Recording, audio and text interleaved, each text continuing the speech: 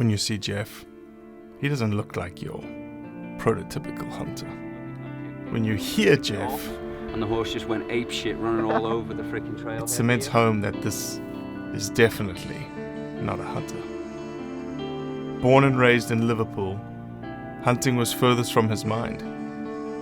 For him, skateboarding was everything. If you remember the Tony Hawk's Pro Skater on the original PlayStation, Geoff Rowley was one of those original characters. He is known in the world by his skating exploits. You see, unbeknownst to most, in his heart, he's a hunter. He's a staunch conservationist, and as you'll find out, has a passion for hunting like no other.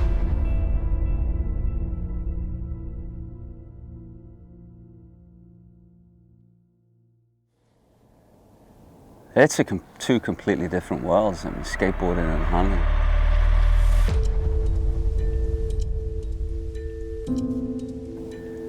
You know, you're hunting outdoors, a lot of times in the middle of nowhere. Skateboarding, we're generally, the majority of the time, in the middle of the city, in the middle of like that kind of suburban culture, you know? So there's that clash, but there's the similarity. There's also at the same time, like this kind of, a lot of similar mindset to the approach for me. You know, I'm always looking for new stuff to skate so I can push my skateboarding. I'm always looking and doing map work to figure out what that big animal's doing too, or how I can find him, you know, or where to look next, or where I think we should look next. It's a constant search. Like when I hunt and when I guide and when I spend all this time scouting in the desert for desert sheep and whatever species it might be, the physical side of that is what I push. I want to push myself physically to my absolute limits while I'm out hunting, just like I do when I'm skateboarding.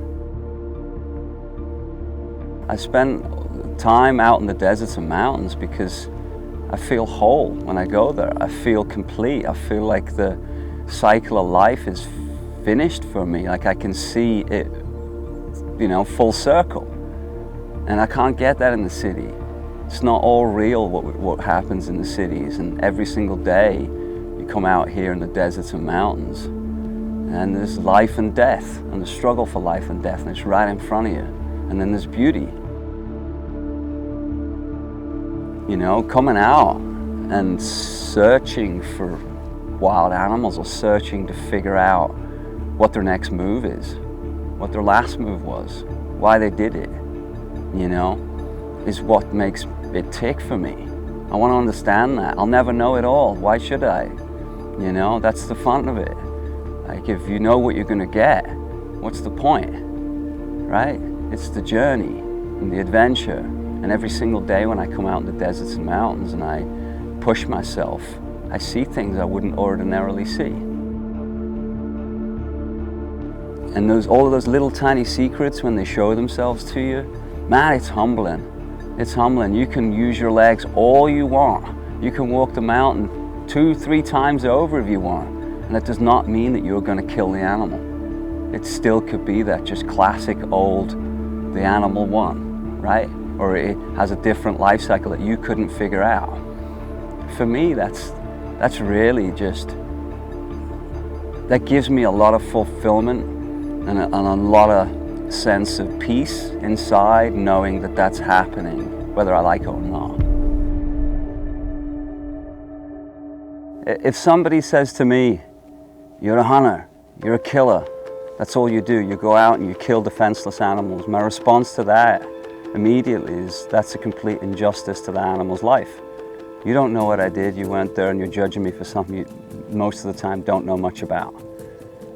You know, I know how much work goes into some of the bigger hunts that we do, and I know what the end goal is going to be, and I know what we want that to be. We want it to be the death of that animal.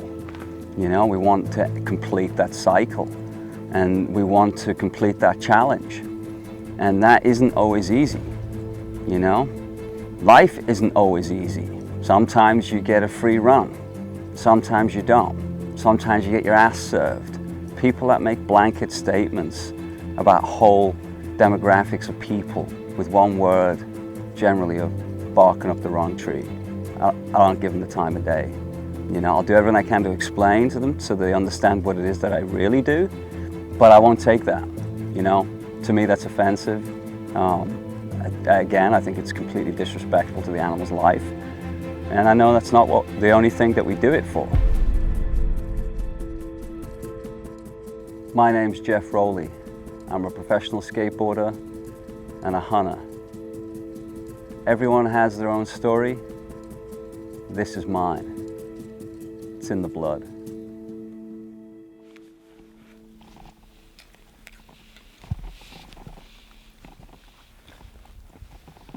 Pointless cleaning them, they're already screwed up. It's too late. Should have started a lot earlier in life. That's one of the problems of being an Englishman. You're born with bad teeth. They're clean.